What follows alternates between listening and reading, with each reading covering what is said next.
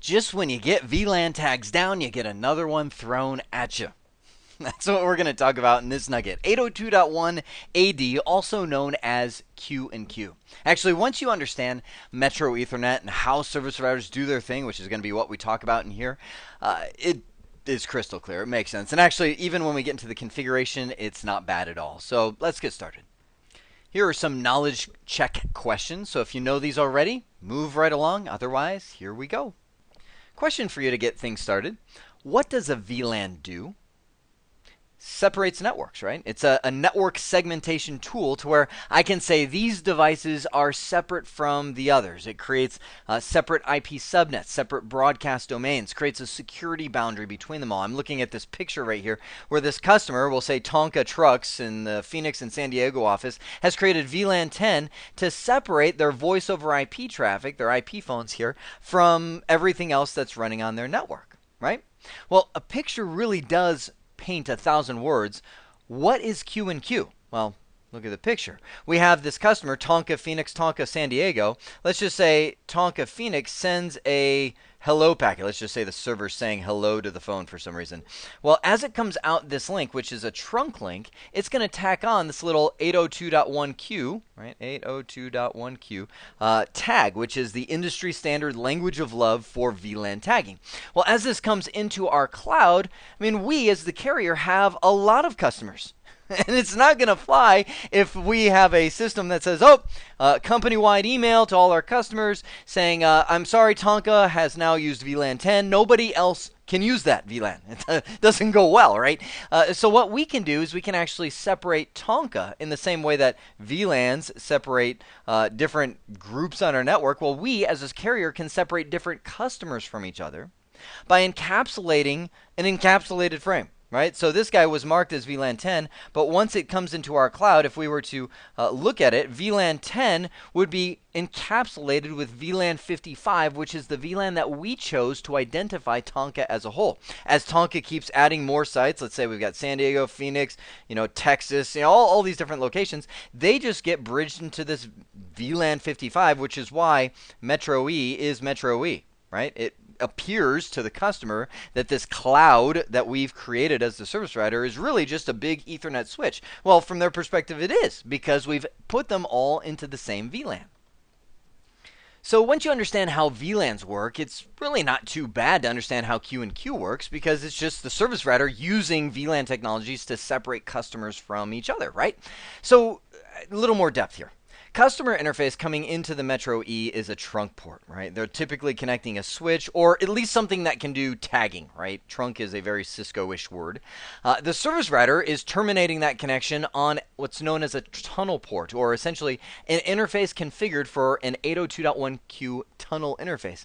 And if you think about it, that's what we're really doing, is building tunnels through our network using VLAN tags to separate them, we'll say VLAN 55 here, that isolate the customers from each other. Just based on that outer VLAN tag, we're able to isolate those customers. So the access VLAN is unique to each customer, and I'm talking about the one that we assign them. And hang on. Before I go any further, there are many ways to configure Metro E. I'm showing you the most common, simplest way right here. But you can, as a carrier, actually use a trunk port on your side and map different customer VLANs to different service provider VLANs.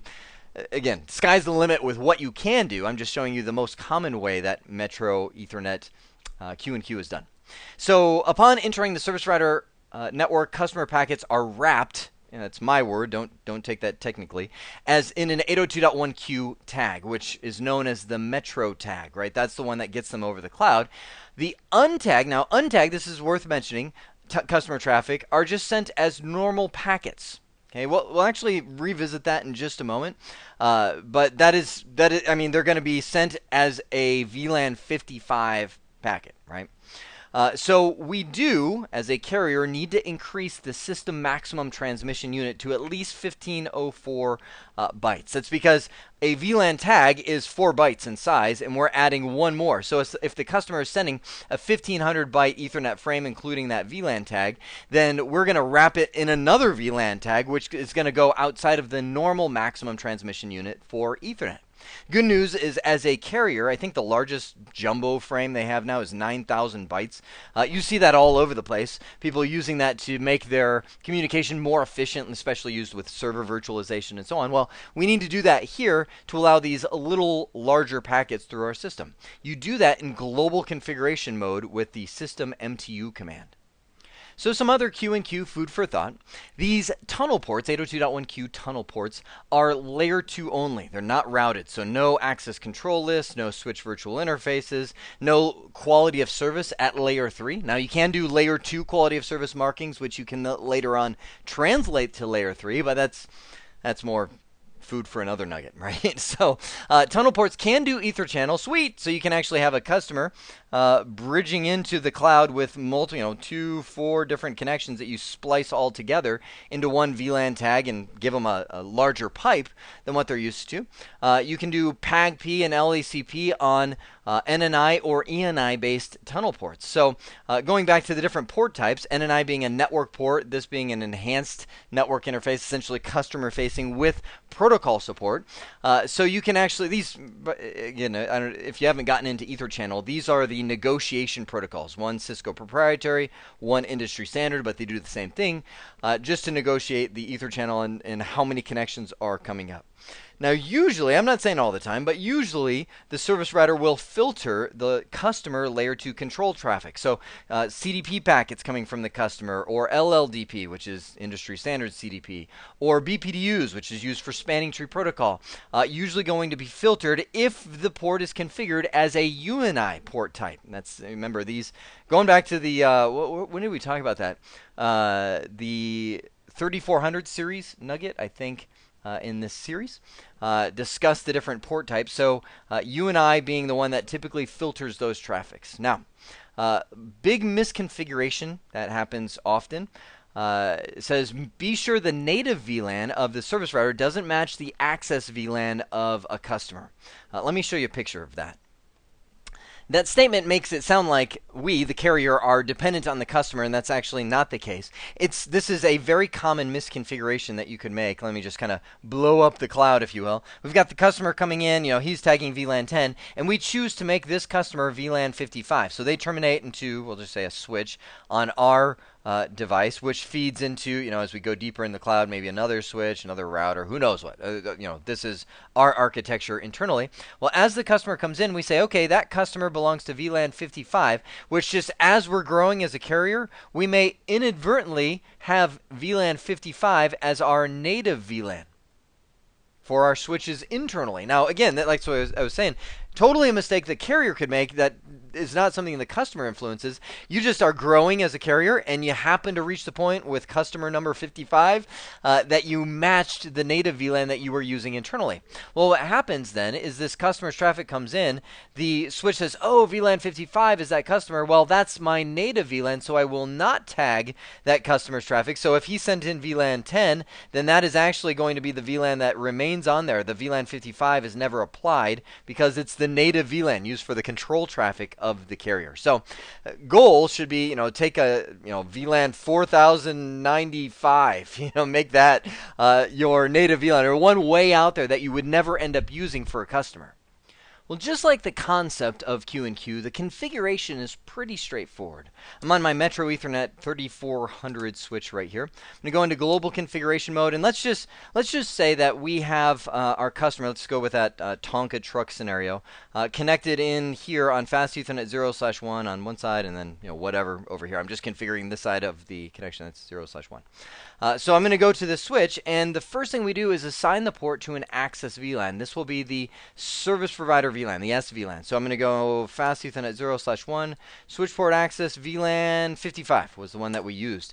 Now, you might say, well, how does it know that that's the service provider VLAN, not just, putting that on a normal? How does it know to make that the outer tag, I guess, is the question that I would be asking there. Well, that's item number 2. Flip the mode of the interface to .1q tunnel. Normal customer switches have switch port mode access and switch port mode trunk. Well, Metro Ethernet switches have switch port mode .1Q tunnel. That is how this switch knows, oh, this access VLAN is actually the SVLAN. It's an outer tag, not a normal, single tag VLAN. Enter. Woo! That's firework. That's it. That's all there is really at the core of configuring the carrier side of the QinQ connection. It's working. Now you can see my optional step here is to configure native VLAN tagging. So remember the previous slide, I had some food for thought. I said one of the things you want to watch out for is the misconfiguration where you accidentally make a customer VLAN the same as your native VLAN, right? To where you accidentally pass a customer through untagged. Well, Cisco has kind of a stop to that. They said, you know what? Native VLAN by default doesn't tag, so why don't we go and type in VLAN.1Q tag native globally. Again, global command, which tells the switch always tag the native VLAN. Never let a packet go across the link untagged. Now, that may mean you have to do that on the other side of the connection to make sure you don't have some kind of strange tagged, untagged combination.